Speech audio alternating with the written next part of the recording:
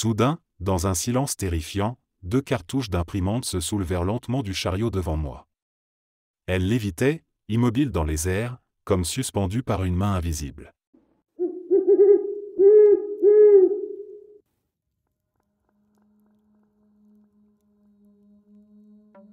Avant de travailler dans une maison de retraite, je ne croyais pas du tout au paranormal. Pour moi, c'était un mélange de superstition et d'imagination débordante.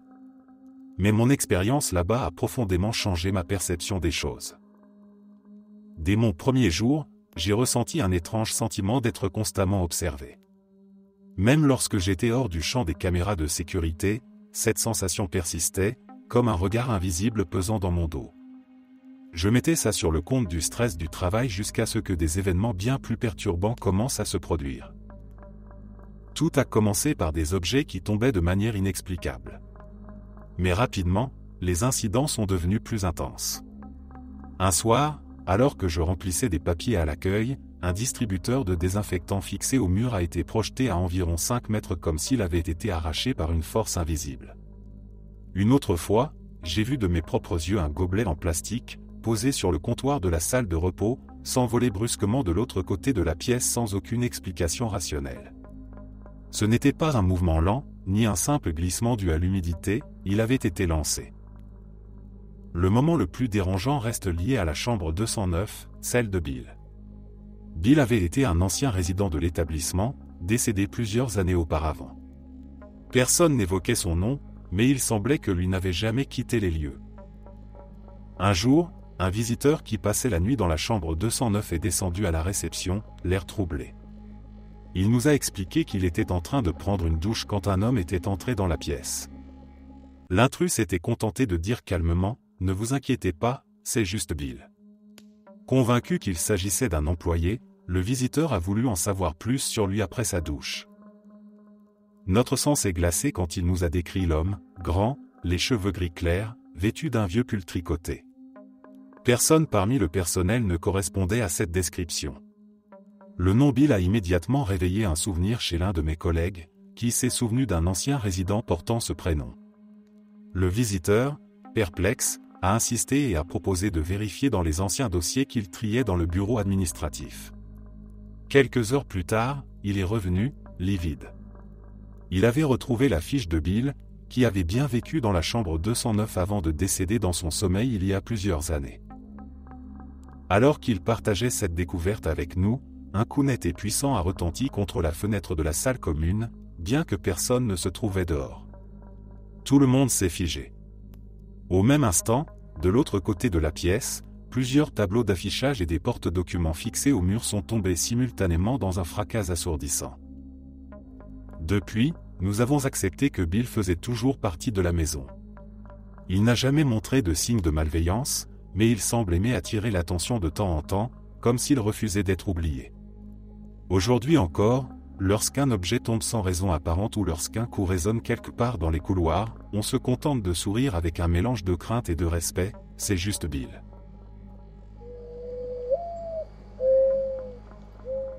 Je travaillais dans un subway ouvert 24 heures sur 24. Un jour, pendant mon service de nuit, j'étais occupé à faire la vaisselle pendant que mon collègue nettoyait le grille-pain et le four à pain. Il devait être autour de 3h30 du matin quand, tout à coup, le carillon de la porte a retenti. Par réflexe, j'ai lancé un « Bienvenue chez Subway » en me dirigeant vers l'entrée. Mais là, personne. Mon collègue avait disparu. Je me suis dit, bon, il a dû sauter par-dessus le comptoir pour aller fumer une cigarette dehors, comme il avait l'habitude de le faire de temps en temps. Alors, je suis retourné à l'évier pour continuer la vaisselle. Quelques instants plus tard, le carillon a retenti à nouveau. Encore personne. J'ai vérifié les toilettes. Personne. Là, je commence à me dire, c'est quoi ce délire ? J'ai laissé tomber la vaisselle et je me suis posté au comptoir, fixant les portes d'entrée. Quelques minutes après, mon collègue est revenu par la porte arrière, celle par laquelle on reçoit nos livraisons. « Où étais-tu » je lui ai demandé en me tournant vers lui. « Je suis allé sortir les poubelles » a-t-il répondu calmement. À ce moment-là, le carillon de la porte d'entrée a retenti à nouveau. Mon collègue a fait exactement comme moi, bienvenue chez Subway, avant de tourner au coin pour regarder. Personne. Mais cette fois, la porte était grande ouverte. Nos portes sont pourtant équipées de contrepoids pour se refermer automatiquement si on les lâche. Là, la porte est restée ouverte pendant plusieurs minutes tandis qu'on la fixait. Puis elle s'est violemment refermée d'un coup. Ce n'était pas une nuit venteuse, et même lors des pires tempêtes, nos portes n'auraient jamais pu rester ouvertes de cette manière. Je n'ai jamais compris ce qui s'est passé cette nuit-là, ni pourquoi. Quelques semaines plus tard, j'ai changé de boulot, et on m'a dit que ça ne s'était jamais reproduit. J'en ai parlé à mon patron, et nous avons vérifié les caméras de sécurité. Personne n'a pu expliquer ce qu'on y voyait. Un mystère complet.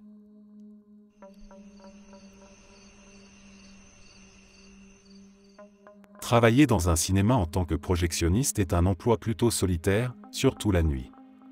Les projecteurs sont situés dans un long couloir à l'étage supérieur, une zone à laquelle seuls les employés ont accès. Après chaque dernière séance, il faut éteindre les lumières de chaque salle et celles des projecteurs, puis recouvrir les plateaux de film pour les protéger de la poussière. Au début, ce n'est pas si mauvais. Tant que certains projecteurs fonctionnent encore, leur lumière diffuse un faible éclat dans le couloir. Le bruit constant des machines remplit aussi l'espace, créant une sorte de fond sonore apaisant, bien qu'un peu monotone. Mais à mesure que chaque salle termine sa projection et que les projecteurs sont éteints un par un, le couloir devient de plus en plus sombre et silencieux. Cette absence de lumière et de bruit change complètement l'ambiance. Le long corridor devient oppressant, uniquement éclairé par quelques faibles ampoules situées à chaque extrémité. Les petites fenêtres de vision des salles, qui permettent normalement de surveiller la projection, deviennent des rectangles noirs insondables, presque menaçants. Une nuit en particulier, après avoir éteint presque toutes les salles, il ne me restait plus qu'un projecteur à éteindre. Je venais de jeter une couverture sur le dernier plateau de film.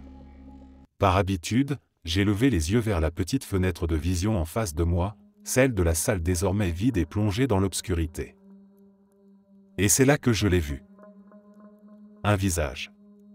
Celui d'un petit garçon, d'une pâleur cadavérique, me fixant intensément à travers la vitre. Ses traits étaient nets, figés, ses yeux noirs semblant percer la faible lumière restante du couloir. Mon cœur a raté un battement et j'ai reculé instinctivement, la respiration coupée.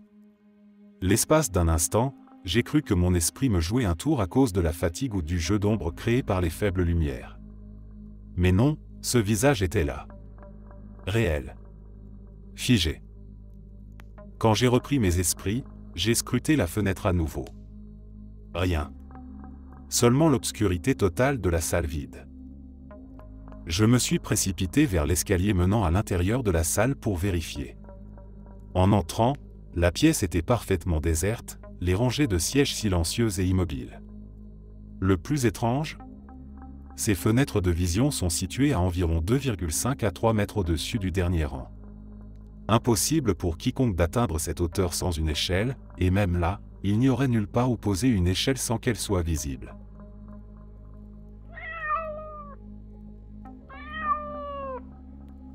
Je travaillais de nuit à la guérite d'entrée d'une installation militaire. Les heures défilaient lentement dans un silence pesant, seulement troublé par le bruissement du vent dans les arbres proches et le grésillement occasionnel de la radio. Ces nuits monotones étaient souvent marquées par l'ennui, mais une série d'événements a changé cette routine ordinaire. Tout a commencé par l'apparition d'un vieux Ford Bronco vert foncé. Le véhicule semblait surgir de nulle part, avançant lentement vers le poste de contrôle.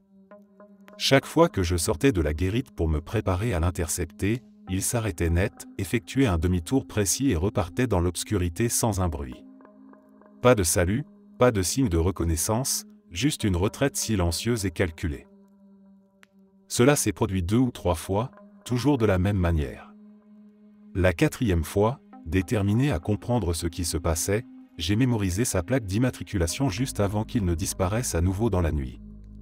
De retour dans la guérite, j'ai immédiatement transmis le numéro à mon superviseur par radio, mon cœur battant plus vite que je ne voulais l'admettre. Sa réaction a été étrange. Il m'a demandé plusieurs fois si j'étais sur des chiffres. Chaque fois, j'ai répondu avec assurance. Je savais exactement ce que j'avais vu. Son ton est devenu plus grave et il m'a demandé de venir dans son bureau.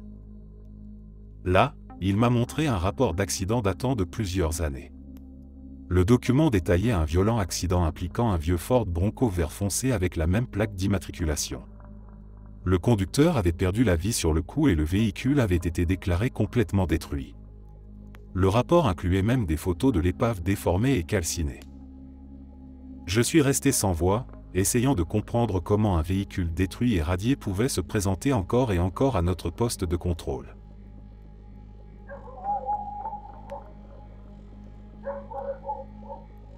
Un ami travaillait comme gardien de nuit dans une école primaire construite dans les années 1940. Son poste commençait à 21h, lorsqu'il prenait le relais du gardien du second quart. Son travail consistait à nettoyer les sols et à s'assurer que personne ne pénétrait dans le bâtiment pendant la nuit. Une fois ses tâches accomplies, il avait généralement du temps libre, qu'il passait dans un bureau équipé d'une petite télévision.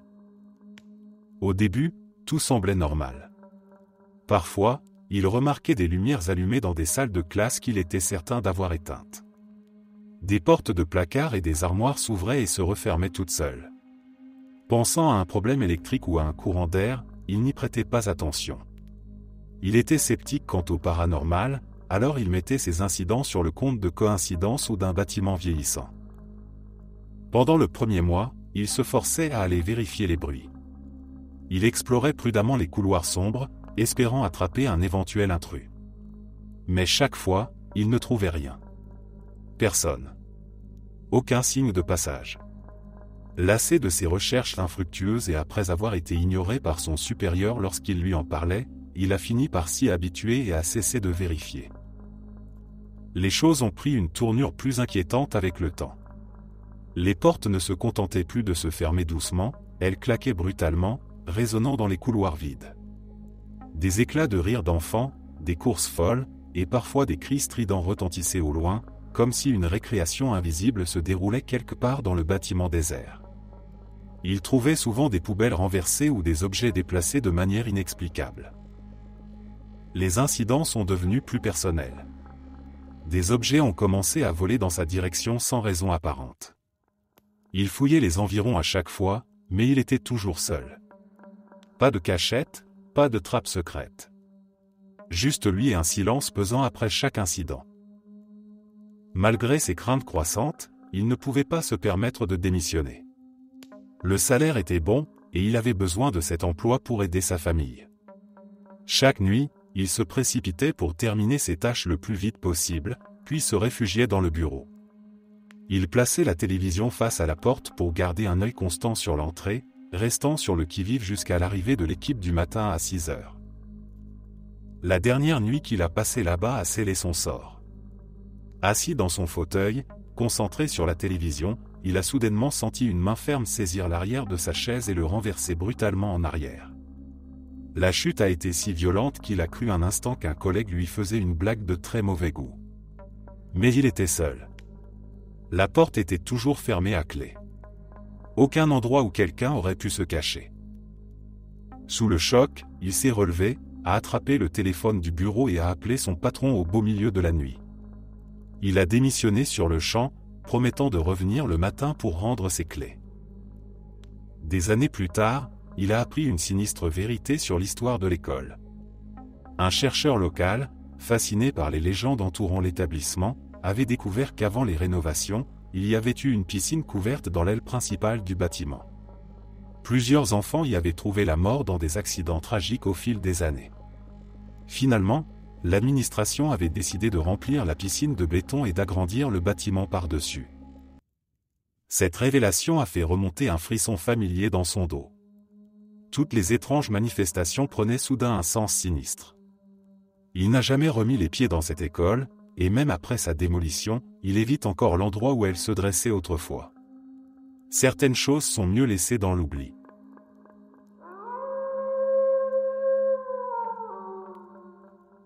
Je travaille dans une unité pour garçons dans un hôpital psychiatrique, un lieu chargé d'histoire et d'émotions lourdes. L'hôpital a été construit dans les années 1800 en tant qu'asile, à une époque où les soins psychiatriques étaient rudimentaires, souvent cruels. Beaucoup de patients sont morts ici, que ce soit de maladie, de mauvais traitements ou simplement d'abandon. Certains disent que ce passé trouble hante encore les lieux, et après ce que j'ai vécu et entendu, je ne peux m'empêcher de me demander s'ils ont raison. Récemment, plusieurs de mes jeunes patients ont commencé à se plaindre de phénomènes étranges dans leur chambre. Ils disent voir des ombres dans les coins sombres et sentir des présences quand ils sont seuls la nuit. Ils décrivent des choses encore plus inquiétantes, des dessins et des coloriages qu'ils ont accrochés au mur s'arrachent soudainement et volent à travers la pièce, comme si quelqu'un les avait arrachés avec colère. Des portes qui s'ouvrent et se referment sans qu'aucun courant d'air ne puisse l'expliquer. Certains vont jusqu'à affirmer avoir vu des silhouettes humaines complètes, des apparitions immobiles ou déambulant lentement dans leur chambre. Au début, je mettais cela sur le compte de leur imagination. Après tout, la plupart de mes patients souffrent de troubles mentaux graves. Les hallucinations et les délires font partie de leur réalité quotidienne. Mais au fil du temps, en écoutant leurs récits détaillés et effrayés, quelque chose a commencé à me troubler. Leurs descriptions sont souvent similaires, bien qu'ils ne puissent pas se parler entre eux. La peur qu'ils ressentent semble bien réelle. Une histoire, en particulier, m'a glacé le sang. Un soir, un garçon de 10 ans, très calme et peu sujet aux crises d'hallucination, m'a raconté en tremblant qu'une dame en robe grise était venue le voir pendant la nuit. Il m'a décrit une femme mince, les cheveux longs et noirs, portant une robe délavée, comme si elle sortait d'un autre siècle. Elle se serait tenue près de son lit, le regardant fixement, sans bouger ni parler. Il m'a assuré qu'il ne rêvait pas, qu'il était bien éveillé. Ce qui rend son histoire encore plus troublante, c'est qu'une infirmière plus âgée m'avait parlé, des mois auparavant, de la femme grise, une légende persistante dans l'hôpital, souvent vue dans le même couloir. Les nuits où je travaille, après que les patients se soient endormis, l'unité devient étrangement silencieuse. Le seul bruit provient du grincement lointain des vieilles canalisations ou du bourdonnement irrégulier du système de chauffage fatigué. Le bâtiment semble respirer d'une manière lente et pesante, comme s'il était lui-même vivant. Les longs couloirs sont plongés dans une pénombre presque totale, éclairés seulement par de faibles lumières de sécurité. Les murs sont usés, marqués par des décennies de souffrance et de désespoir. Lorsque je marche seul dans ces couloirs pour faire mes rondes de nuit, je ressens souvent une présence indéfinissable. Une sensation que je ne peux pas expliquer, mais qui est toujours là. Comme si quelque chose ou quelqu'un m'observait depuis les ombres, suivant chacun de mes mouvements, attendant que je baisse ma garde. Une nuit, alors que je faisais ma ronde habituelle, je suis passé devant une ancienne salle d'activité qui n'est plus utilisée. La porte était entr'ouverte, bien que je sois certaine de l'avoir fermée plus tôt. En m'approchant pour vérifier, j'ai senti un courant d'air froid balayer le couloir, un souffle glacé qui ne venait pas du système de ventilation. En jetant un coup d'œil dans la pièce obscure, je n'ai vu qu'un vieux tableau noir poussiéreux et quelques chaises empilées dans un coin, mais j'avais la certitude inexplicable de ne pas être seul. Je me suis rapidement éloigné, le cœur battant à tout rompre. Ce genre de sensation ne m'avait jamais quitté depuis que j'avais commencé à travailler ici. Je n'ai jamais vu d'apparition moi-même, du moins pas encore. Mais avec tout ce que j'ai entendu et ressenti, je sais que ce n'est qu'une question de temps. Certains endroits sont marqués par leur passé, et cet hôpital semble être l'un d'eux.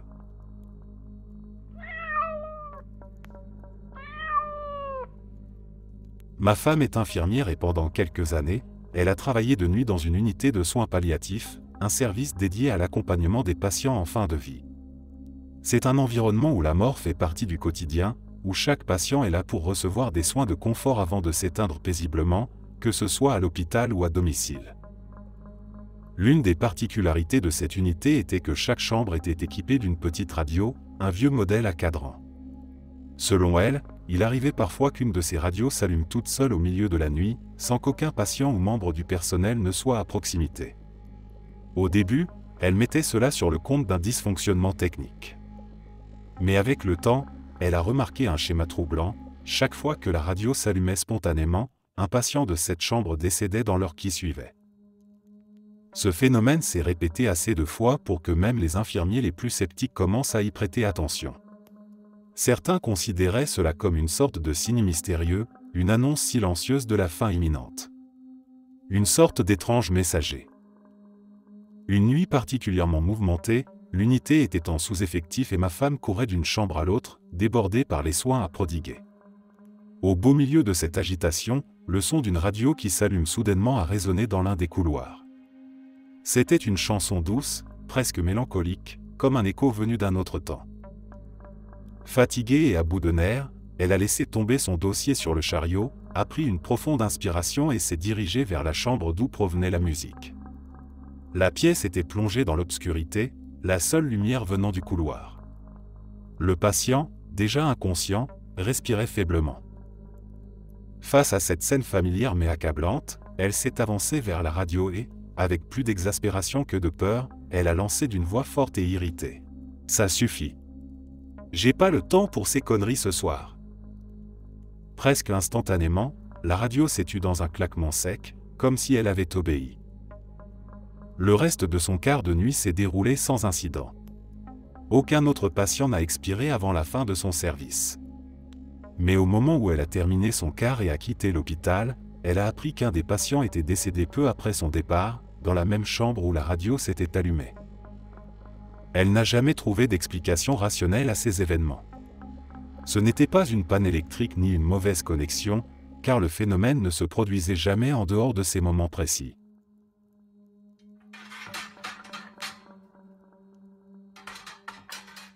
Je travaillais dans une mine du nord de l'Ontario, un endroit reculé où l'obscurité et le silence règnent une fois qu'on est loin de la surface. Le niveau 4200 était particulièrement connu parmi les mineurs. Quelques années avant mon arrivée, un tragique accident mortel y avait eu lieu. Personne n'aimait en parler, mais les histoires circulaient, alimentées par la solitude et l'isolement des profondeurs. Une nuit ordinaire, vers minuit, nous étions en train de consolider un ancien tunnel qui s'était effondré. Le niveau 4200 était immense, ses galeries de 6 mètres sur 6 s'étendant sur des kilomètres dans toutes les directions, comme un labyrinthe souterrain sans fin. L'air y était lourd, chargé d'humidité et de poussière, rendant chaque respiration un peu plus difficile. Alors que nous étions concentrés sur notre travail, un mouvement soudain a attiré notre attention. Des membres de l'équipe de secours minier descendaient en courant, accompagnés par la sécurité. Leur urgence était palpable. Instinctivement, nous avons lâché nos outils et les avons suivis pour voir si nous pouvions aider. Nous sommes arrivés dans un recoin reculé du niveau 4200, un endroit sombre et étroit. Là, un homme était assis par terre, pâle comme un cadavre. Ses yeux étaient écarquillés, mais il ne semblait voir personne autour de lui. Il tremblait violemment, incapable de parler au début. Les secouristes se sont approchés avec précaution, tentant de le calmer, mais dès qu'ils ont essayé de le toucher, il s'est mis à hurler. Ce cri, je ne l'oublierai jamais. Ce n'était pas un cri de douleur ou d'appel à l'aide. C'était quelque chose de plus profond, de plus primitif, un cri déchirant, chargé d'une terreur si intense qu'il semblait provenir d'un autre monde. Même après avoir passé des années à travailler sous terre, dans des conditions dangereuses et parfois mortelles, je n'avais jamais entendu un être humain crier de cette manière. Puis, sans avertissement, il s'est arrêté. Son corps était toujours secoué de spasmes légers, mais il ne réagissait plus. Son regard restait fixé sur un point invisible dans l'obscurité, comme s'il voyait quelque chose que nous ne pouvions pas percevoir. Il était impossible de le laisser là, seul dans ces profondeurs oppressantes. Nous avons réussi à le placer sur une civière de fortune et avons entrepris de le remonter à la surface. Tout au long du trajet, il a murmuré la même phrase, encore et encore, comme un mantra lugubre, « Le diable est sur 42 ». Ces paroles résonnaient dans les tunnels sombres, se mêlant aux échos de nos pas et au vrombissement des machines.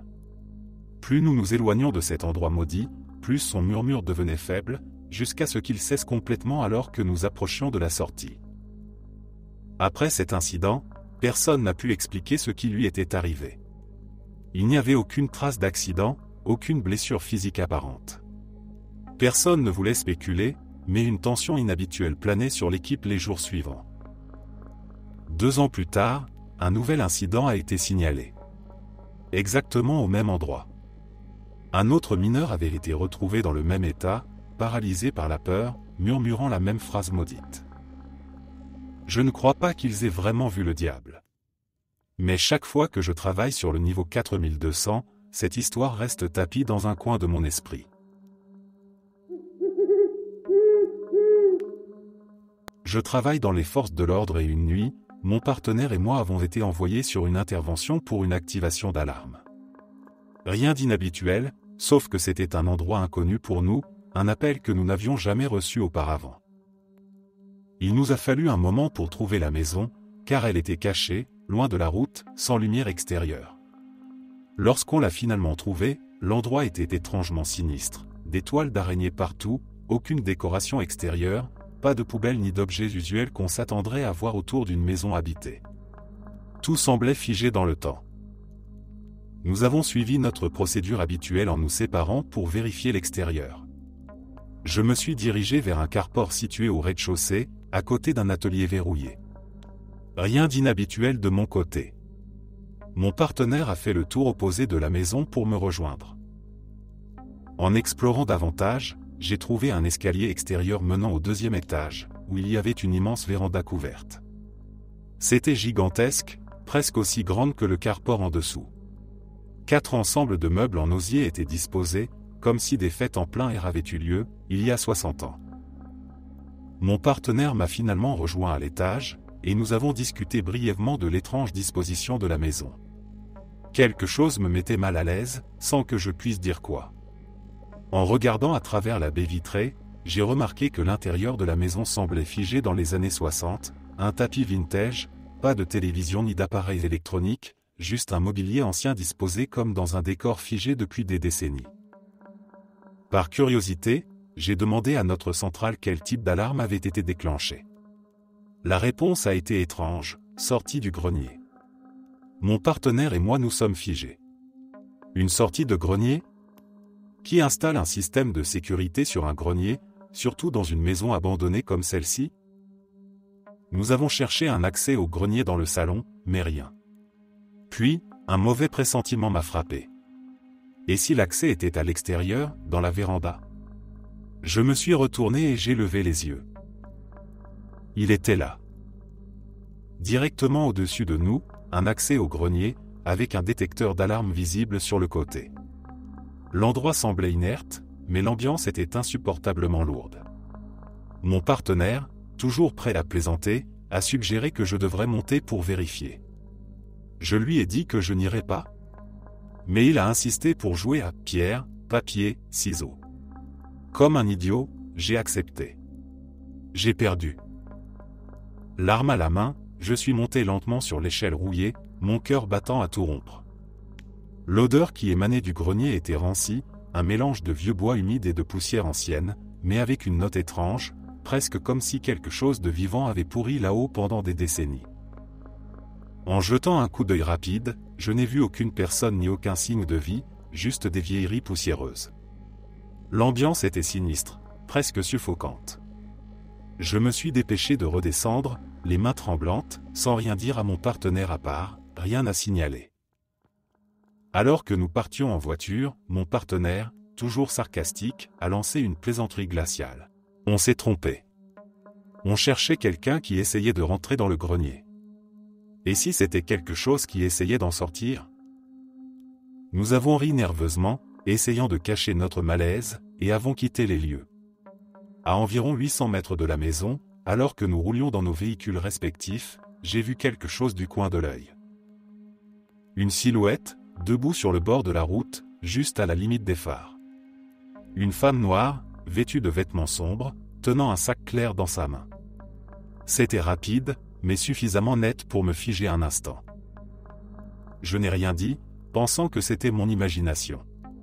Quelques secondes plus tard, mon partenaire a appelé sur la radio. Je descends. On a une personne sur la route, intersection principale. Je me suis retourné immédiatement pour le rejoindre, prêt à intervenir. Mais en arrivant à l'endroit où il avait vu la silhouette, il n'y avait personne. La route était déserte. Nous avons inspecté les environs, cherchant partout, mais rien. Pas de traces de passage. Pas de personne. Quand nous avons comparé nos descriptions, nous avions vu exactement la même chose. Une femme noire, un sac clair, immobile, nous regardant puis disparaissant. Depuis cette nuit-là, nous avons eu d'autres événements inexplicables en service. Nous sommes convaincus que quelque chose nous a suivis après cette nuit étrange. Peut-être que nous avons libéré quelque chose. Peut-être qu'elle est toujours là.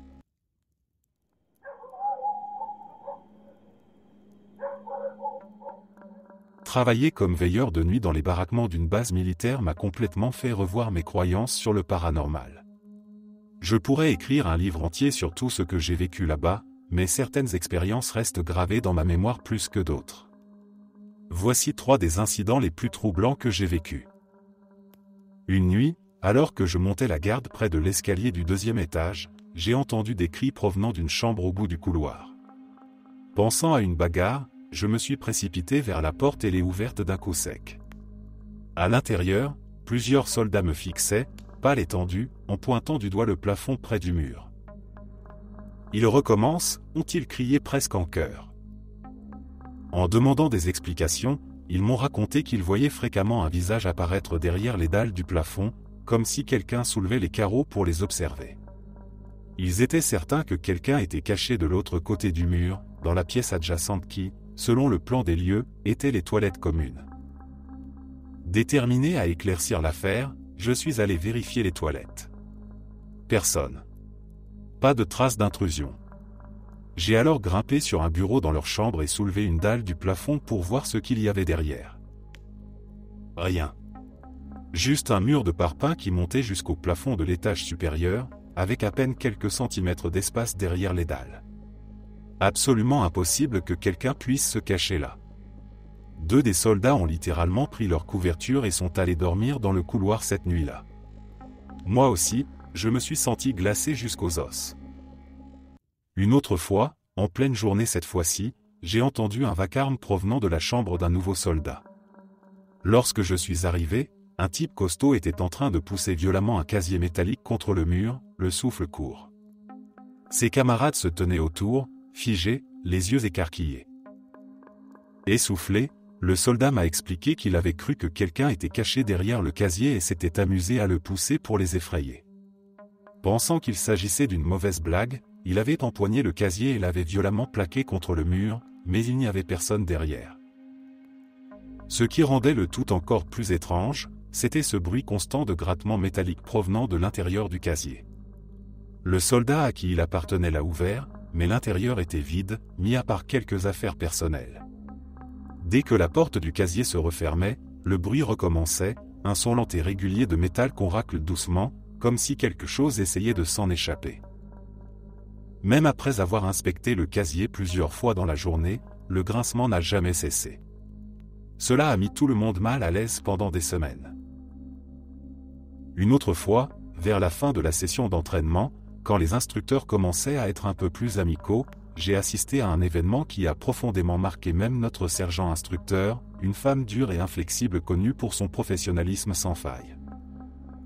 Un nouveau groupe venait d'arriver, et les recrues avaient été conduites à leur chambre par l'instructrice avant qu'elle ne retourne à son bureau au rez-de-chaussée. Je faisais ma ronde de surveillance quand je l'ai vue remonter brusquement les escaliers, visiblement irritée. Elle se dirigeait droit vers les recrues, prête à leur passer un savon monumental. Quand elle est arrivée devant leur chambre, elle a commencé à les engueuler avec toute l'autorité et la colère qu'on lui connaissait. Mais soudain, en plein milieu de ses hurlements, elle s'est arrêtée net. Les recrues lui avaient expliqué, paniquées, qu'elle ne voulait pas rentrer dans leur chambre parce qu'un homme était déjà assis à l'intérieur, seul à un bureau, en train d'écrire une lettre en pleurant. Lorsqu'elles avaient regardé à nouveau pour le lui montrer, il avait disparu. Le visage de l'instructrice a changé du tout au tout. Elle a fait volte-face sans dire un mot et est redescendue rapidement vers son bureau. Plus tard dans la journée, quelqu'un a osé lui demander ce qui s'était passé. Visiblement encore secouée, elle a raconté que cette histoire était bien connue parmi les anciens. Il y a des années, un soldat désespéré avait écrit une lettre de suicide dans cette même chambre avant de mettre fin à ses jours. Les nouvelles recrues, ne connaissant pas cette histoire, avaient décrit avec précision la même scène, comme si elle se rejouait encore et encore à chaque nouvelle promotion assignée à cette pièce. L'instructrice, pourtant endurcie par l'armée, avait l'air épuisée et vulnérable après avoir raconté cette histoire. Ce jour-là, Elle n'avait pas besoin d'autorité ou de discipline, mais juste d'un peu de réconfort.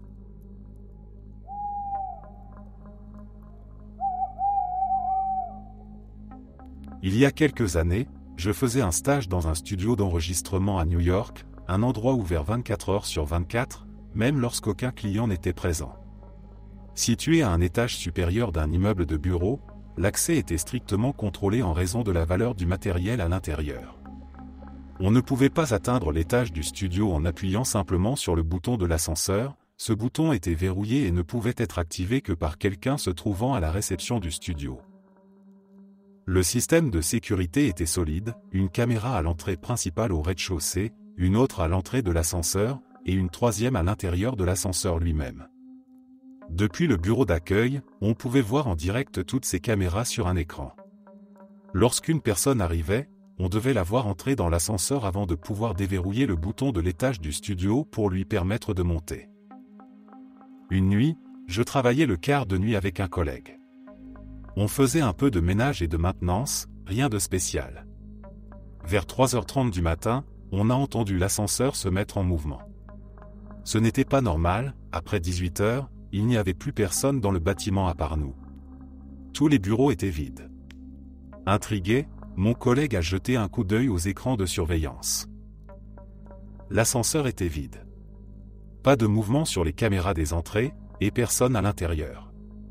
On a d'abord pensé que quelqu'un d'un autre étage avait peut-être accidentellement appelé l'ascenseur, même si cela semblait étrange vu l'heure. Puis, on a vu l'ascenseur s'arrêter à notre étage. La sonnerie familière du ding annonçant l'arrivée de l'ascenseur a retenti, brisant le silence de la nuit. Nous étions à environ 5 mètres de l'ascenseur, figés, échangeant un regard chargé de panique silencieuse.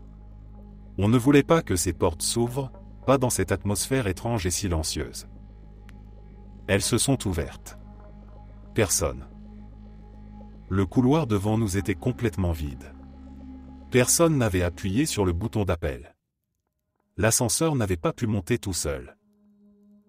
Mais le plus étrange, c'était que les portes ne se refermaient pas.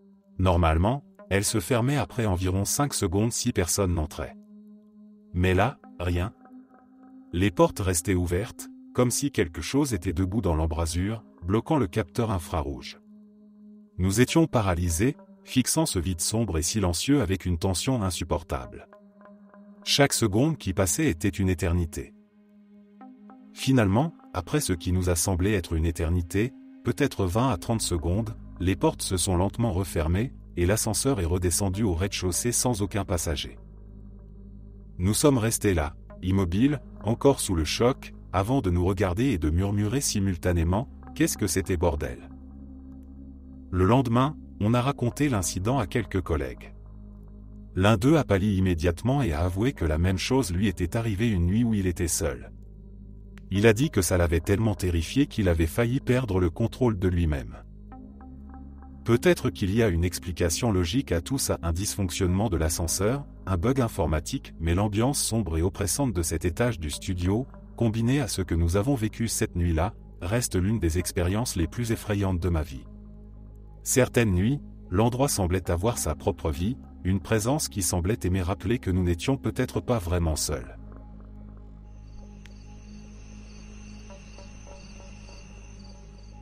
Je travaillais de nuit dans un hôtel, tout en ayant un autre emploi de jour. Mon manager était sympa et m'autorisait à dormir tant que je me réveillais si quelqu'un avait besoin de moi. Une nuit, je me suis réveillé et j'ai vu un homme, enfin, plutôt la silhouette d'un homme, qui me regardait à travers les fenêtres de la porte battante donnant sur la cour. Il était très grand, probablement autour d'1,95 m, et portait un long manteau noir ainsi qu'un chapeau. Je me suis levé d'un bond du canapé, et posé la télécommande que j'avais encore en main et me suis précipité vers la porte pour voir ce qu'il voulait. Mais il n'y avait plus personne. Aucune trace de lui dans la cour, qui ne comportait pourtant que 2 longs chemins rectilignes. Il était impossible qu'il ait couru si vite sans que je le voie. J'ai oublié l'incident et poursuivi ma nuit. Environ 3 semaines plus tard, un collègue me parlait d'un « esprit maléfique » qui entrait l'une des chambres. Tous les employés savaient qu'au moins 4 chambres de l'hôtel, ainsi que l'ascenseur, étaient réputées hantées. Mon collègue a commencé à décrire une silhouette sombre et imposante. Je l'ai interrompu en disant, genre un mec de presque 2 mètres, avec un long manteau noir et un chapeau. Il est devenu livide et m'a fixé. Tu l'as vu, toi aussi? Je lui ai raconté ce qui s'était passé. Ce qui, au départ, semblait être un incident innocent s'est soudainement transformé en une expérience bien plus effrayante. Une autre fois, dans un autre emploi de sécurité, je m'apprêtais à faire ma ronde vers 3h15 du matin. Je sifflotais la chanson du film Arthur, qui venait de passer à la radio. Il faisait complètement silencieux, à part les grillons dans la nuit. Alors que j'ouvrais la porte de la voiture de patrouille, toujours en train de siffloter, j'ai entendu quelqu'un siffler le même air depuis les buissons, qui se trouvaient au bord d'une falaise de 18 mètres de haut. Le sifflement était exactement le même que le mien, avec le même ton soufflé et léger que j'ai quand je siffle. C'était exactement la même mélodie. Je me suis figé, le souffle coupé. Mais le sifflement a continué. J'ai immédiatement sauté dans la voiture et démarré en trombe. Je suis resté hors de la zone bien plus longtemps que d'habitude avant de revenir, surveillant nerveusement chaque recoin. Je n'ai jamais vu quoi que ce soit, et je n'ai plus jamais entendu ce sifflement. Mais il y a autre chose, parfois, quand je m'endormais à ce poste de sécurité, je me réveillais en sursaut en entendant mon ancien patron crier mon nom. Il avait l'habitude de venir vers l'heure où j'entendais cette voix et où je me réveillais. Cela arrivait assez régulièrement. Le plus étrange, c'est qu'il était mort depuis 3 ans quand cela a commencé.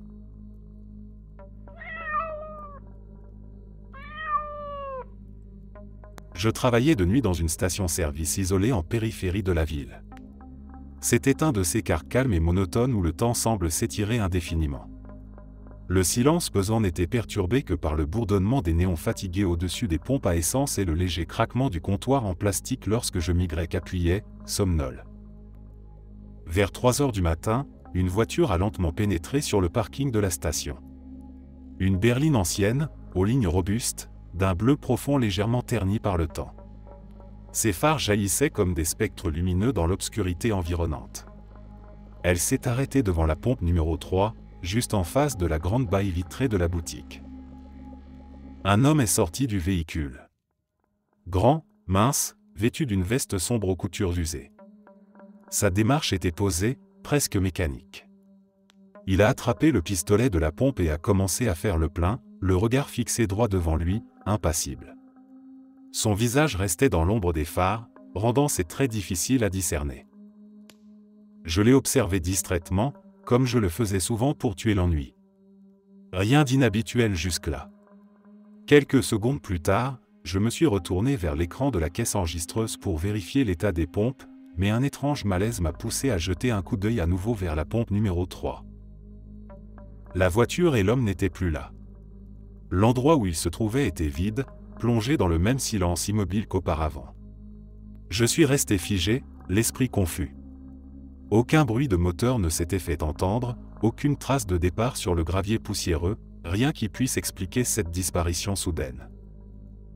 Pendant quelques minutes, j'ai scruté le parking, cherchant un indice, une silhouette, un mouvement. Tout était désert. Le vent léger jouait à peine avec les feuilles sèches le long du trottoir. L'atmosphère semblait soudainement plus lourde, comme si le temps lui-même avait fait une pause. Le lendemain matin, encore troublé par cet incident, j'ai raconté ce qui s'était passé à ma patronne. À mesure que je décrivais la scène, son visage est devenu livide, ses mains tremblant légèrement. Elle m'écoutait sans me couper, ses yeux grands ouverts comme si elle revivait quelque chose de profondément enfoui. Plus tard, elle m'a confié à contre-ségur qu'elle avait été témoin du même phénomène quelques mois auparavant. Même voiture à la peinture bleue usée. Même homme à l'allure étrange. Même pompe numéro 3. Elle n'avait jamais osé en parler à personne, craignant qu'on la prenne pour une folle. Depuis ce jour, je n'ai jamais pu regarder la pompe numéro 3 sans ressentir un frisson glacé dans le dos.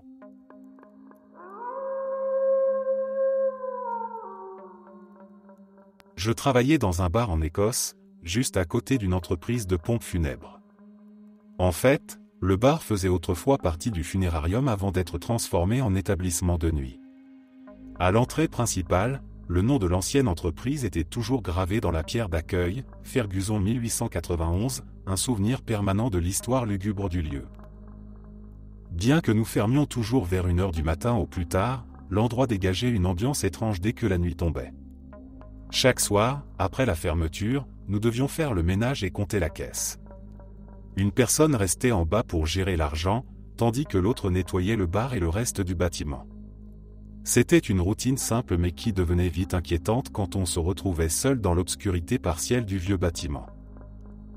Une nuit, je nettoyais les tireuses à bière derrière le bar. Alors que je passais le chiffon sur les robinets chromés, j'ai aperçu une silhouette immobile dans le reflet. Une personne se tenait là, juste derrière moi. Mon cœur s'est arrêté. Je me suis retourné brusquement, mais il n'y avait personne. L'endroit était désert et silencieux, à l'exception des légers grincements habituels du vieux bâtiment. Secoué, j'ai immédiatement envoyé un message à ma collègue pour lui demander de venir vérifier l'étage. Avant même qu'elle ne reçoive mon message, elle m'a appelé depuis le bas de l'escalier, visiblement agacée. Elle voulait savoir pourquoi je montais et descendais sans cesse les escaliers, car elle m'avait entendu faire des allers-retours bruyants. Sauf que je n'étais jamais descendu. Pas une seule fois. Et elle était 2 étages plus bas, à compter l'argent dans une pièce fermée. Nous avons toutes les deux senti ce frisson glacé que seuls les vieux bâtiments hantés semblent pouvoir provoquer. Les escaliers vers nulle part et la porte en fer scellé ajoutaient encore à l'étrangeté du lieu. 2 escaliers massifs menaient simplement à un mur, comme si une partie du bâtiment avait été condamnée depuis longtemps.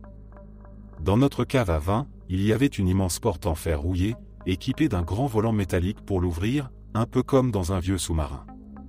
Personne ne savait à quoi elle servait ni où elle menait. Mais les racks à vin avaient été placés devant elle, empêchant toute tentative d'ouverture. Dans les toilettes des filles, il y avait aussi un détail étrange, un espace qui ressemblait à une fenêtre, mais qui était grossièrement condamné par une planche de bois. De l'autre côté, on voyait un puits profond de 4 mètres menant à une allée souterraine obscure qu'aucun de nous ne comprenait. L'endroit semblait être un vestige oublié d'un vieux passage abandonné. Une nuit, après avoir fermé le bar, quelques collègues et moi avons décidé de rester pour boire un verre et nous détendre. Avec l'atmosphère du lieu et quelques verres dans le nez, l'un de nous a lancé un défi, sauter dans le puits des toilettes pour voir ce qu'il y avait en bas. Une de mes collègues, toujours partante pour les défis, a sauté.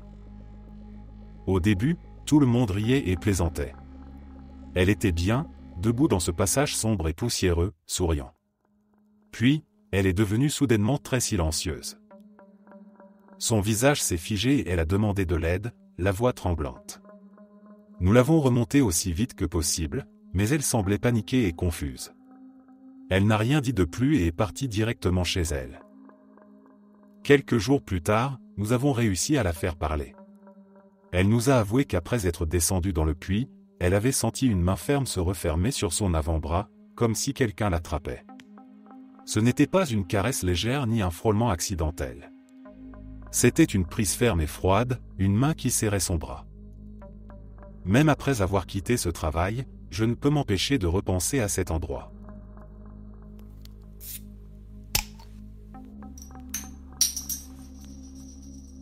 Je travaillais dans un bâtiment de laboratoire qui portait un lourd passé. Il avait été le théâtre d'un tragique meurtre-suicide survenu durant mon temps de service.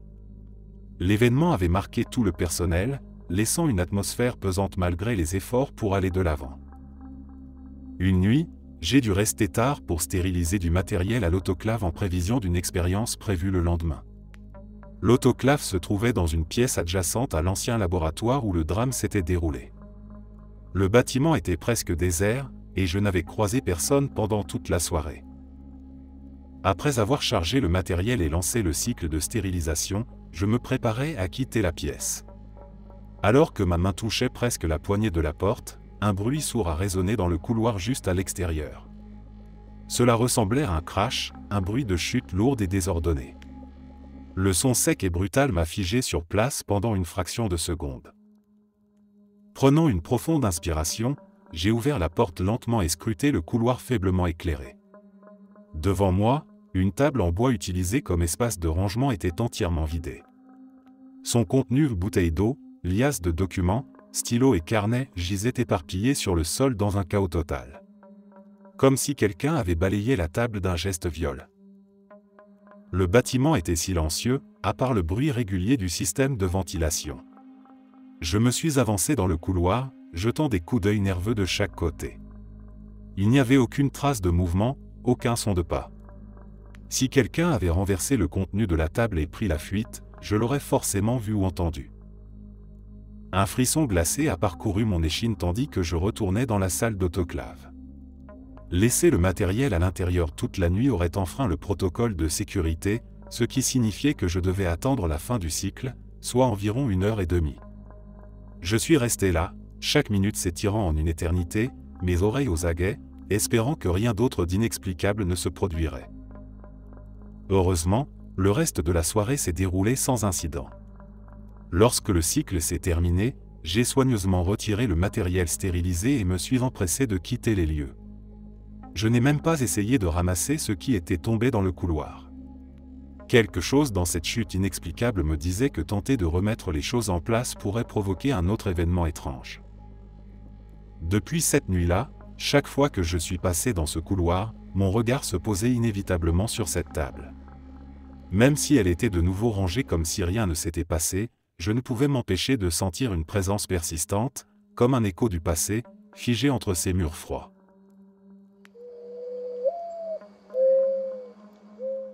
Je travaillais le quart de nuit dans une boulangerie, commençant mon service à 3h du matin pour préparer des bagels. C'était un travail calme, souvent solitaire à cette heure-là, avec seulement le bruit des machines et le crépitement des fours pour me tenir compagnie. Une nuit, alors que je façonnais la pâte devant le grand four, j'ai remarqué quelque chose d'étrange dans la réflexion de la vitre du four. Derrière moi, dans l'ombre de l'atelier, il semblait y avoir quelque chose qui courait, des formes floues et rapides qui se déplaçaient d'un coin à l'autre. Elles avaient la taille et la démarche de poules. Sur le moment, j'ai pensé que j'étais simplement fatigué ou que mon esprit me jouait des tours à cause de la lumière vacillante et du manque de sommeil. Mais les formes revenaient régulièrement, toujours juste au bord de ma vision, toujours dans la réflexion du four. Ce qui me troublait, c'était leur manière de bouger, précipitée, nerveuse, presque paniquée. Intrigué et un peu inquiet, j'ai fini par en parler à un collègue plus ancien. En entendant ma description, il a eu un regard sérieux et m'a dit « Viens voir quelque chose ». Il m'a conduit à l'arrière de l'atelier, là où nous stockions la farine et les fournitures. Il a pointé vers le plafond. Je n'avais jamais fait attention à cet endroit auparavant. Le plafond était entièrement recouvert d'une couche de substances brun foncé et duveteuse, comme une sorte de moisissure étrange ou de saleté accumulée. Puis, il a prononcé les mots que je n'oublierai jamais. Cet endroit était une usine de transformation de poulets avant qu'on le transforme en boulangerie. Des milliers de poulets sont morts ici. Ce que tu vois là-haut, c'est du sang et des plumes incrustées dans le plafond. Mon estomac s'est noué. Les poules que je voyais dans le reflet du four prenaient soudain un tout autre sens.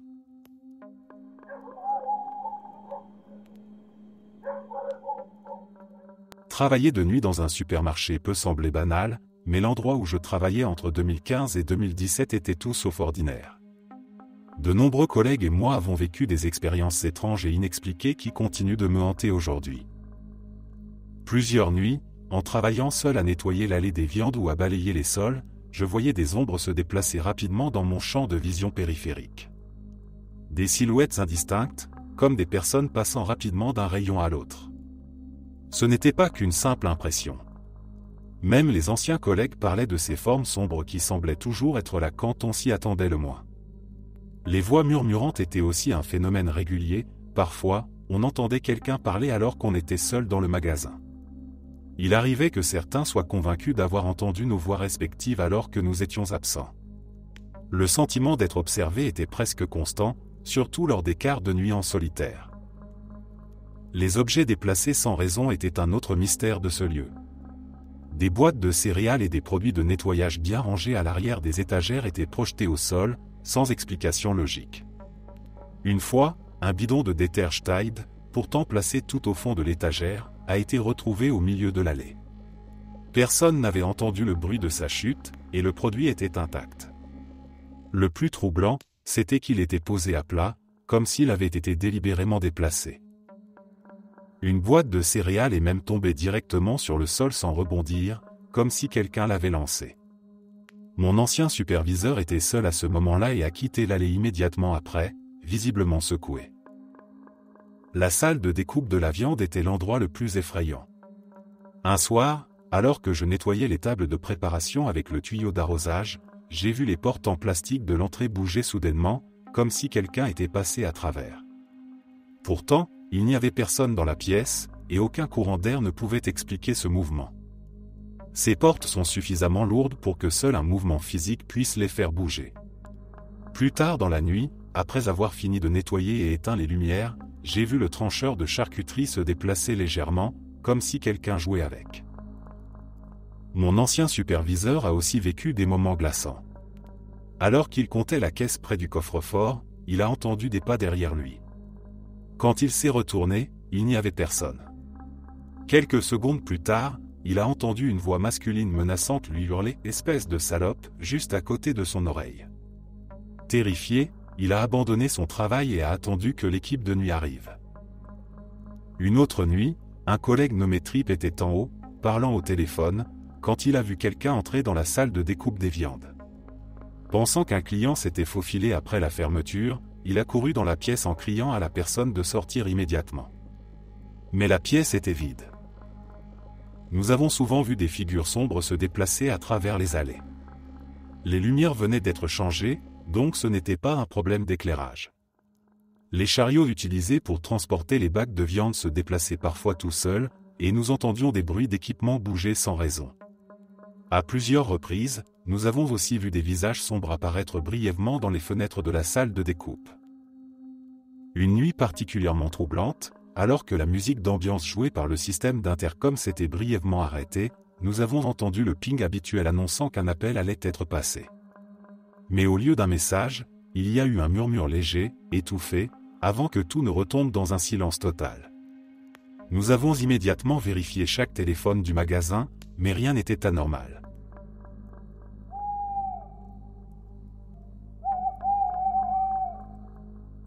Cet hiver, je travaillais dans le déneigement de nuit, avec des cars allant de 20h à 6h. L'un de nos sites réguliers était un ancien baraquement militaire transformé en site historique dans la ville. L'endroit était vétuste, délabré et dégageait une ambiance oppressante, surtout à ces heures tardives. Une nuit, vers 2h15 du matin, mon collègue et moi sommes arrivés sur place. Dès que nous sommes sortis de la voiture, il est devenu nerveux, manifestement mal à l'aise. Je ne comprenais pas pourquoi, mais l'endroit avait effectivement une atmosphère étrange cette nuit-là. Nous avons décidé de travailler rapidement, nettoyer les escaliers et les allées avec nos souffleuses à neige portables, puis revenir plus tard pour finaliser le travail, espérant que l'ambiance serait moins pesante. 5 minutes plus tard, alors que nous soufflions la neige près de l'entrée principale, un cri horrible a retenti, venant de sous le sol, comme si quelque chose ou quelqu'un hurlait des entrailles de la terre. Le son était inhumain, un mélange de cris métalliques et de gémissements animaux, glacés et stridents, résonnant dans l'air glacial de la nuit. Terrifiés, nous avons immédiatement éteint nos souffleuses, ramassé notre matériel et fui l'endroit sans nous retourner. Nous avons raconté ce qui s'était passé à notre chef d'équipe et, après avoir insisté pour qu'il vienne voir par lui-même, nous sommes revenus sur place vers 3h30. Ce que nous avons trouvé à notre arrivée était pire que tout ce que nous pouvions imaginer. Partout autour du bâtiment, sur les fenêtres, les portes, les lumières et même les arbres, il y avait des morceaux de tissu déchirés et des branches attachées en motifs complexes et tordus, formant des symboles étranges, comme un rituel macabre. Certaines étaient même accrochées au toit, flottant doucement dans le vent glacé. Cela semblait impossible. En à peine 1 heure, tout ce décor sinistre avait été placé sans que personne ne nous voie ou entende quoi que ce soit. Pas de traces dans la neige fraîche, pas d'indication que quiconque était passé par là, sauf nous. Puis, nous avons remarqué que l'une des portes principales du bâtiment était sortie de ses gonds, mais posée avec soin dans l'embrasure de la porte, donnant l'illusion qu'elle était toujours fermée. Nous n'avons pas cherché à en savoir plus. Nous avons quitté les lieux immédiatement et refusé d'y retourner pour le reste de la saison hivernale.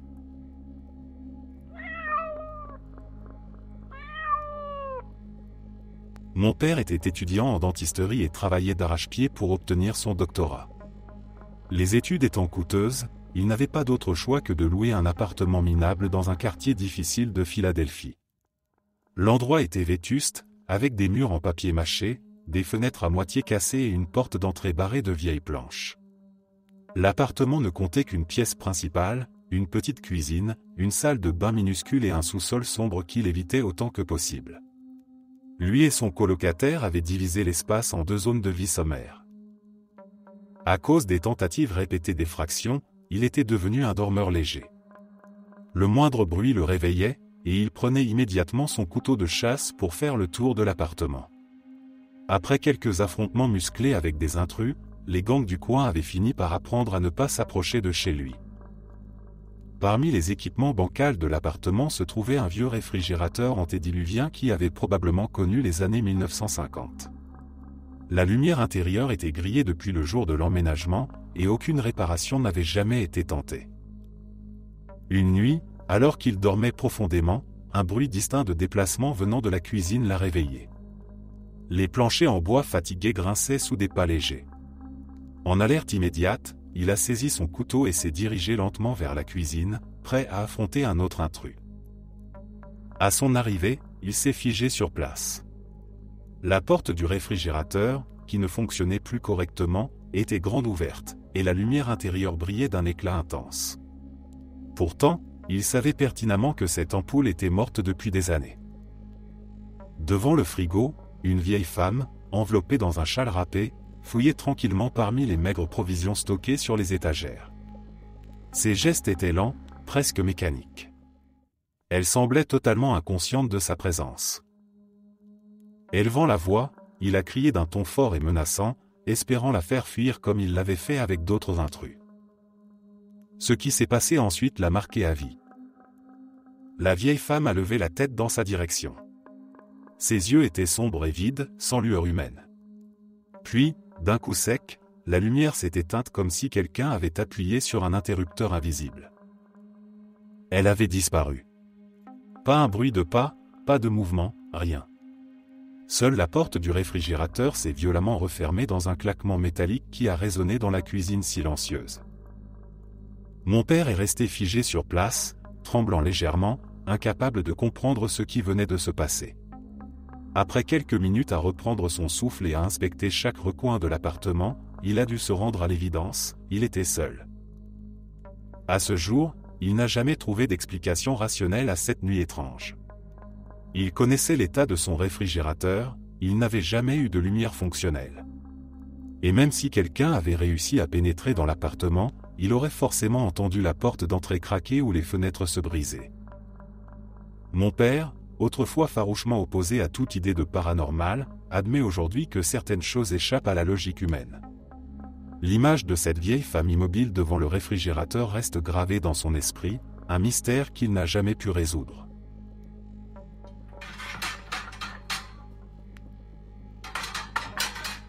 Je ne suis pas du genre à croire aux fantômes, mais s'il y a une expérience que je qualifierais de paranormale, ce serait celle-ci.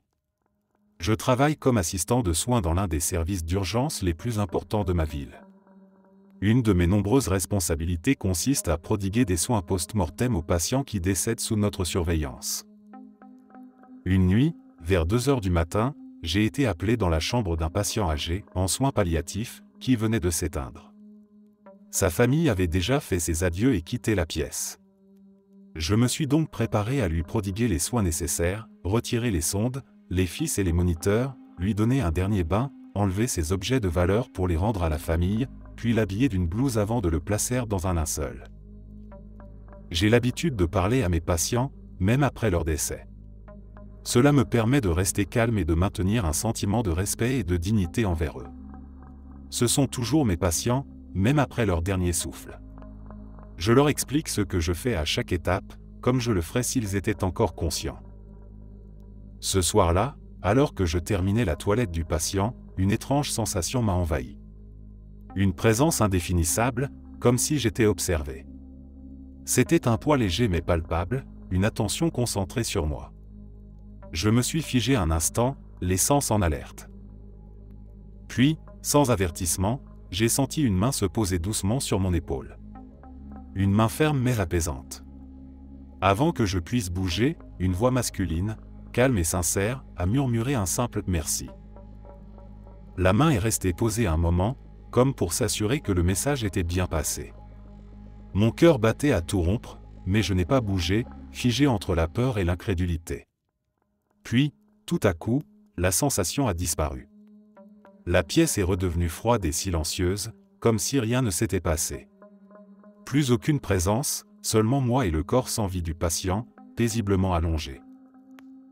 Je savais qu'il n'y avait personne d'autre dans cette partie de l'hôpital à ce moment-là. Aucun collègue, aucun membre de la famille. Juste moi, dans cette chambre silencieuse.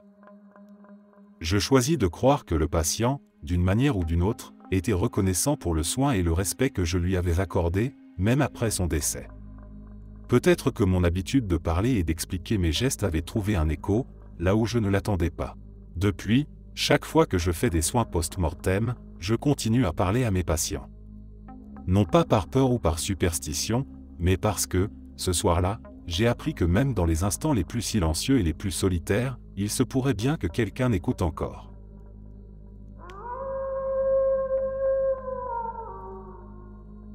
J'ai 2 histoires à partager. Ma première expérience de travail de nuit remonte à mon poste de régulateur de train dans le Vermont.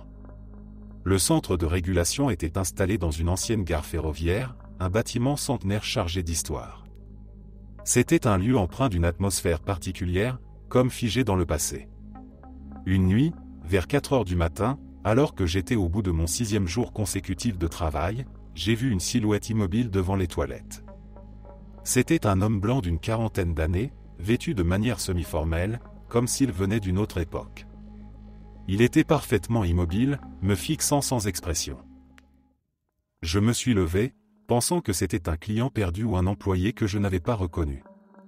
Mais quand je suis arrivé à l'endroit où il se trouvait, il n'y avait plus personne. Les lieux étaient silencieux et vides. Le frisson glacé qui m'a traversé à ce moment-là est encore gravé dans ma mémoire. Certains de mes collègues ont également rapporté avoir vu des personnes étrangement habillées errant dans la gare, mais personne n'a jamais pu expliquer ces apparitions. Ma deuxième histoire remonte à l'époque où je travaillais dans une maison de crise en santé mentale.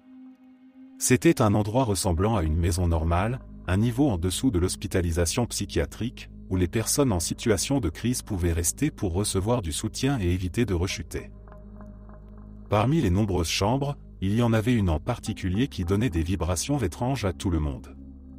Dès le début, chaque fois que je faisais une vérification des chambres de nuit, je ressentais une présence, une sensation oppressante d'être constamment observé. Ce sentiment était si fort que d'autres membres du personnel de nuit en parlaient également. Certains entendaient des bruits de pas lourds à l'étage alors qu'il n'y avait personne, d'autres rapportaient des voix chuchotantes et des changements brusques de température dans la pièce principale. Ce qui rendait cette chambre encore plus troublante, c'était son historique inquiétant. C'était dans cette pièce que nous enregistrions les taux les plus élevés d'automutilation, de crises violentes et de transferts vers des établissements psychiatriques plus intensifs. Les patients placés dans cette chambre avaient souvent du mal à dormir ou rapportaient des cauchemars persistants, voire des visions dérangeantes. À un moment donné, j'ai essayé de purifier la chambre en utilisant différentes méthodes spirituelles. J'ai brûlé de la sauge et dispersé du sel le long des murs. J'ai même frappé sur des casseroles tout en demandant à l'esprit de partir, pensant que cela pourrait apaiser l'atmosphère. Mais cela n'a fait qu'empirer les choses. Les bruits de pas lourds sont devenus plus fréquents lorsque je travaillais de nuit, comme si quelque chose réagissait directement à mes tentatives. Les nuits où il n'y avait aucun client dans la maison, je pouvais dormir sur le canapé du salon entre 2 appels. C'est à ce moment-là que j'ai commencé à avoir des rêves lucides intenses et des épisodes de paralysie du sommeil terrifiants, comme si quelque chose essayait d'envahir mon esprit pendant mon sommeil. Je me réveillais souvent en sueur, incapable de bouger, avec cette même sensation d'être observé depuis l'obscurité de la pièce. Ce qui était encore plus frappant, c'était la façon dont différentes personnes issues de cultures et de traditions spirituelles variées réagissaient en entrant dans cette maison. Que ce soit des patients, des visiteurs ou même des employés ayant des croyances spirituelles diverses, kabbalistes, pratiquants de la santeria, catholiques, adeptes du New Age, tous ressentaient la même chose. Presque chacun d'eux mentionnait spontanément qu'il y avait quelque chose qui clochait dans cette pièce en particulier, sans qu'on leur en parle au préalable. Après avoir quitté ce poste, cette sensation d'oppression a cessé.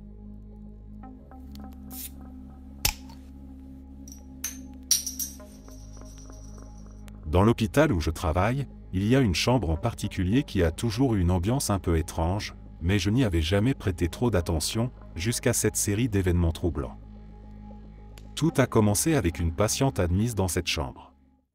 Pendant son séjour, elle parlait constamment de esprits et démons, affirmant qu'elle les voyait et qu'ils étaient présents dans la pièce. Bien sûr, compte tenu de son état de santé et de son état mental, nous avons supposé que cela pouvait être un symptôme de délire ou une manifestation de sa maladie. Elle a finalement été déclarée en assez bonne santé pour quitter l'hôpital et a été dischargée une semaine plus tard. Ce qui s'est passé après a été beaucoup plus troublant. Le patient suivant admis dans le même lit semblait parfaitement lucide et sain d'esprit au début. Une nuit, alors que je faisais ma ronde, il m'a arrêté pour engager la conversation. D'un ton parfaitement calme et détendu, il a mentionné « Je vois des esprits ». Je me suis figé un instant, me rappelant la patiente précédente, mais je n'ai rien laissé paraître. Il a ensuite ajouté « Il y a un gros labrador noir allongé à côté de mon lit ». Ces mots ont fait naître un frisson glacé le long de ma colonne vertébrale. Mon labrador noir était mort il y a quelques années. C'était un détail personnel que personne dans l'hôpital ne connaissait, encore moins ce patient que je venais à peine de rencontrer. Comme s'il sentait mon trouble, il a ri doucement et a ajouté « Je suis très en phase avec le monde des esprits. Je vois des morts. » Sa voix était légère, presque moqueuse, mais il y avait un éclat de certitude troublante dans ses yeux. Pendant un instant, la pièce semblait plus froide, plus silencieuse qu'elle ne l'était quelques secondes auparavant.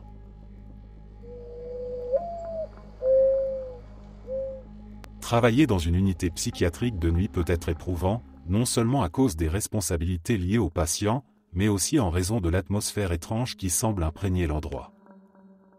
Chaque nuit, vers 2 heures du matin, un phénomène inexpliqué se produisait dans le couloir principal du service.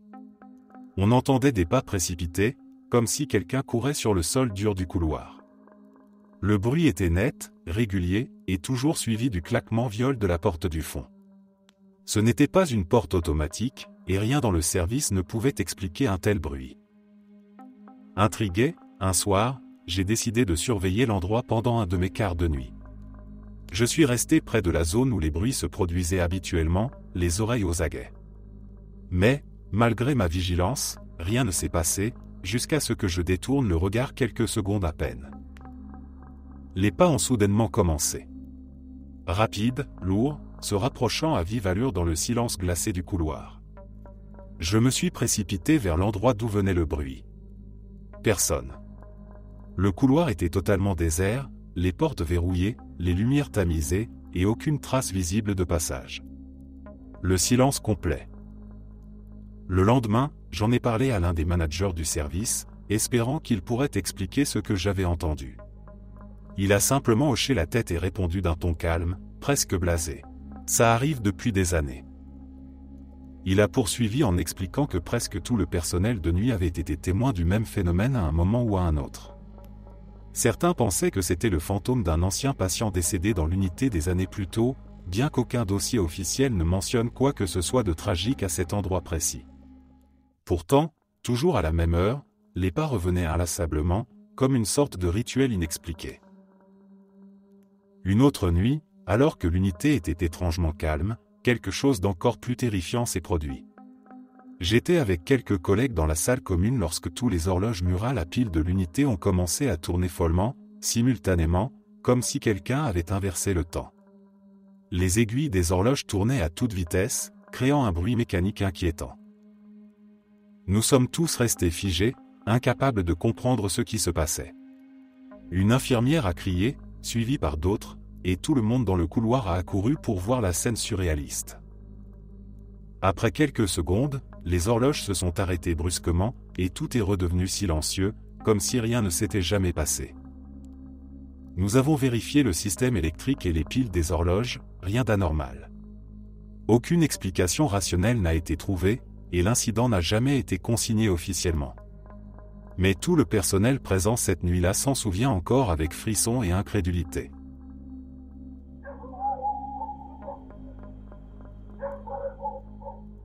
Je travaillais comme agent de sécurité dans un hôpital de Bowmanville, en Ontario, au Canada. L'hôpital était divisé en deux sections, l'ancienne aile, construite à la fin des années 1800, et la nouvelle partie moderne.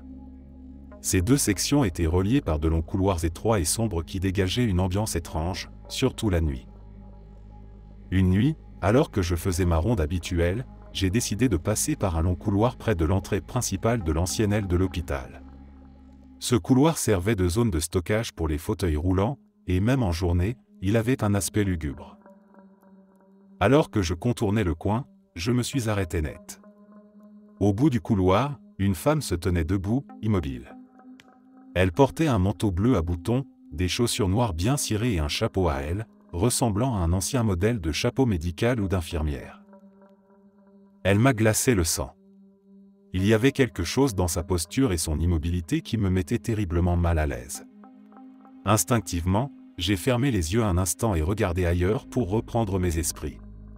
Quand j'ai rouvert les yeux, elle avait disparu. Je suis resté figé, le cœur battant, scrutant le bout du couloir vide. Personne. Pas un bruit, pas un mouvement. Le couloir était parfaitement désert. Aucune sortie possible à cet endroit, et même si elle avait marché, j'aurais dû entendre ses pas résonner sur le sol carrelé. Quelques jours plus tard, je faisais une autre ronde, cette fois dans le hall principal de la nouvelle section de l'hôpital. En marchant, je me suis arrêté pour regarder quelques anciennes photos historiques accrochées au mur, montrant les débuts de l'hôpital lorsqu'il avait été inauguré. Et là, mon sang s'est glacé. Sur une photo datant de l'ouverture de l'ancienne aile, on pouvait voir un groupe de jeunes infirmières en tenue blanche, alignées devant le bâtiment. Au centre du groupe, debout avec une expression sérieuse et un regard perçant, se tenait la même femme que celle que j'avais vue dans le couloir cette nuit-là. Le même manteau bleu. Le même chapeau. Les mêmes chaussures noires. D'après la légende de la photo, elle était l'infirmière en chef lors de l'ouverture de l'hôpital à la fin des années 1800. Elle était morte depuis plus d'un siècle. Un frisson incontrôlable m'a traversé, et depuis ce jour, je n'ai plus jamais regardé ce couloir de la même manière.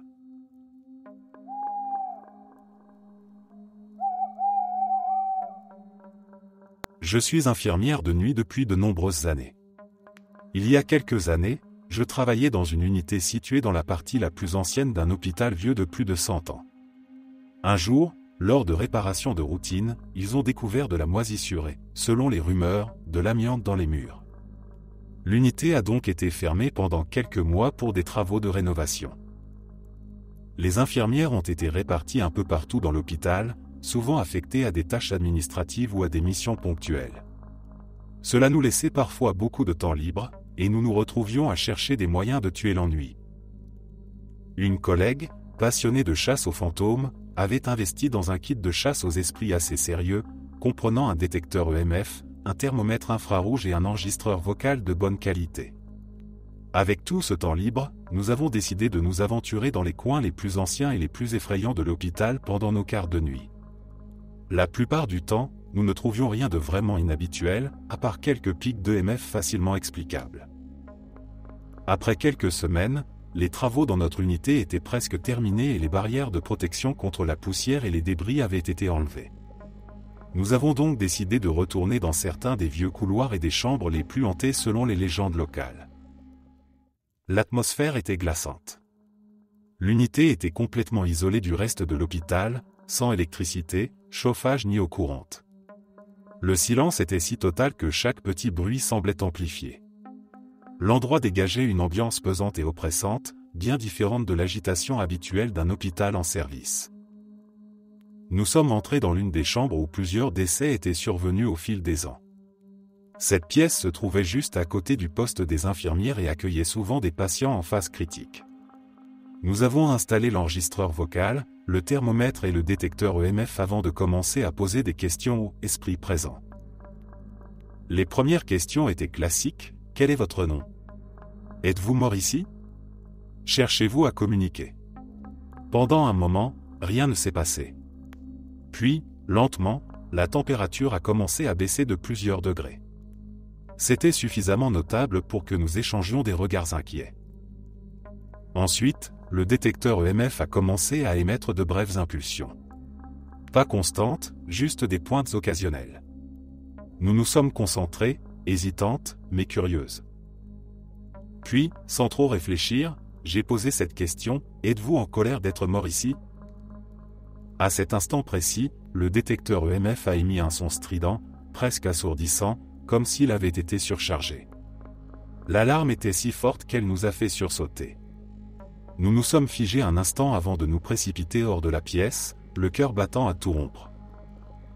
Le lendemain matin, nous sommes allés chez moi pour écouter l'enregistrement sur mon ordinateur. Tout était là, nos questions, les bips intermittents de l'EMF, et même le bruit strident du dernier pic. Mais ce n'est pas ça qui nous a glacé le sang. Juste après que j'ai posé ma dernière question, au moment précis où le détecteur a explosé de bruit, il y avait autre chose sur l'enregistrement. Un son long, profond, guttural, un râle étrange, ressemblant à un dernier soupir de mort, amplifié et déformé. Ce n'était pas un bruit de machine ni un bruit de fond. C'était un son humain, un gémissement de souffrance prolongée, terriblement réaliste et chargé d'émotion. Les poils de ma nuque se sont hérissés instantanément. J'ai senti un frisson glacé parcourir mon dos, et je voyais que ma collègue ressentait exactement la même chose. Je suis une sceptique dans l'âme. Je crois fermement aux preuves vérifiées et aux explications rationnelles. Mais je ne peux toujours pas expliquer ce que nous avons capté cette nuit-là, la chute soudaine de température, les pics de EMF et ce gémissement inhumain enregistré dans une unité d'hôpital complètement déconnectée, avec toutes les installations coupées. Certaines choses échappent peut-être simplement à notre compréhension.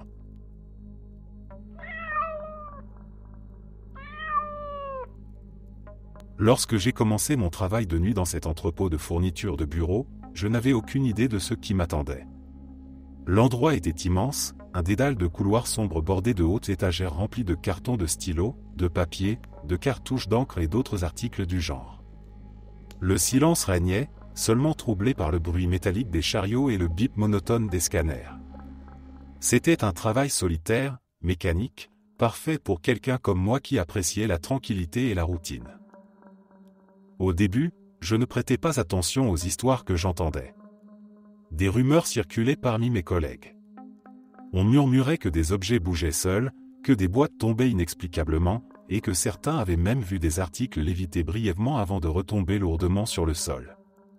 Pour moi, tout cela n'était que des histoires de vestiaires destinées à effrayer les nouveaux. J'avais toujours été rationnel, terre à accent grave terre. Ces récits n'étaient rien de plus que des légendes urbaines créées pour passer le temps. Mais ma première rencontre avec l'inexpliqué s'est produite bien plus tôt que je ne l'aurais imaginé. C'était une nuit comme les autres. Mon chariot était presque plein, chargé de boîtes de cartouches d'encre et de ramettes de papier. L'atmosphère dans l'entrepôt était glaciale, comme si la température avait chuté sans raison. Alors que je parcourais l'une des allées du fond, la lumière des néons vacilla légèrement, créant des ombres dansantes sur les murs. Je mis cela sur le compte d'un vieux système électrique défaillant. Alors que je scannais des articles sur une étagère basse, un bruit sourd retentit derrière moi. Je me retournai brusquement. Une boîte de stylos gisait au sol à quelques mètres de moi. J'étais certain qu'elle était bien rangée la dernière fois que je l'avais vue. Pourtant, elle était là, ouverte, avec quelques stylos éparpillés autour. Mon cœur s'accéléra, mais je me forçai à rester calme. Je la ramassai et la remis à sa place en haussant les épaules. Peut-être un mauvais empilement ou un mouvement brusque de ma part en passant près de l'étagère. Quelques jours plus tard, l'étrangeté augmenta. Alors que je remplissais un chariot dans une allée déserte, j'entendis distinctement le bruit de quelque chose tombant à l'autre bout du couloir. Je m'avançai avec précaution. 2 boîtes d'enveloppes étaient tombées, mais aucune explication logique ne me vint à l'esprit. L'endroit était désert, aucun courant d'air ne pouvait expliquer cela. Puis une nuit, l'inimaginable se produisit. Je me trouvais seul dans l'une des allées du fond, loin des autres travailleurs. Alors que je plaçais des cartouches d'imprimante dans mon chariot, je sentis une présence, comme si quelqu'un se tenait juste derrière moi. Mon instinct me fit pivoter brusquement, mais il n'y avait rien. Un frisson glacial parcourut ma colonne vertébrale. Soudain, dans un silence terrifiant, 2 cartouches d'imprimante se soulevèrent lentement du chariot devant moi. Elles lévitaient, immobiles dans les airs, comme suspendues par une main invisible. Mon souffle se bloqua. Je fixai la scène, incapable de bouger, le cœur battant à tout rompre. Puis, sans prévenir, elles chutèrent lourdement sur le sol dans un bruit sec et métallique qui résonna dans toute l'allée. Je reculai instinctivement, terrifié, cherchant une explication. Mais il n'y avait rien ni personne. Juste moi, seul, face à l'incompréhensible. Les nuits suivantes furent encore plus troublantes. Des articles tombaient régulièrement de mon chariot, parfois juste après que je les avais placés. Des objets disparaissaient mystérieusement pour réapparaître à des endroits improbables. Une fois, alors que je scannais une série de boîtes, j'ai senti un souffle glacé effleurer ma nuque, comme si quelqu'un se tenait juste derrière moi. Mon sang se glaça, mais je n'osais pas me retourner immédiatement. Lorsqu'enfin je le fis, l'allée était vide, mais l'air semblait chargé d'électricité, presque oppressant. Avec mes collègues, nous avons tenté de filmer ces événements à plusieurs reprises. Mais chaque fois que nous allumions nos téléphones, rien ne se produisait. C'était comme si la chose refusait d'être vue ou capturée. Parfois, les enregistrements se retrouvaient corrompus ou tout simplement vides. Avec le temps, ces phénomènes devinrent une routine macabre. Nous avions appris à les ignorer, à continuer notre travail malgré l'atmosphère étrange qui nous entourait. Certains prétendaient même que la présence était moins active quand on ne lui prêtait pas attention. Puis, du jour au lendemain, tout cessa. Les boîtes restèrent à leur place, les cartouches d'encre ne lévitèrent plus, et les allées de l'entrepôt retrouvèrent leur calme habituel. C'était comme si l'endroit avait été purgé, ou peut-être simplement que ça avait décidé de partir. Ces nuits m'ont marqué à jamais. Moi qui étais sceptique, rationnel, convaincu que tout pouvait être expliqué par la logique, je ne peux plus nier ce que j'ai vu et vécu dans cet entrepôt. Il existe un monde que nous ne pouvons pas voir, une réalité parallèle qui nous frôle parfois sans que nous en ayons conscience. Je ne sais toujours pas ce qui hantait cet endroit, ni pourquoi cela s'est manifesté de cette manière. Merci d'être resté jusqu'à la fin. N'oubliez pas d'aimer la vidéo, de vous abonner et de partager vos propres histoires en commentaire. On se retrouve demain à la même heure devant ce feu.